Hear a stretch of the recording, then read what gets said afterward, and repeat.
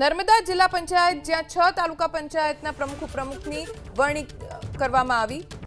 નર્મદા જિલ્લાની 4 તાલુકા પંચાયતમાં આપની સત્તા, જિલ્લાની 2 તાલુકા પંચાયતમાં ભાજપની સત્તા અને નાંદોદ તાલુકા પંચાયતમાં ગોવિંદ વસાવા પ્રમુખ બન્યા।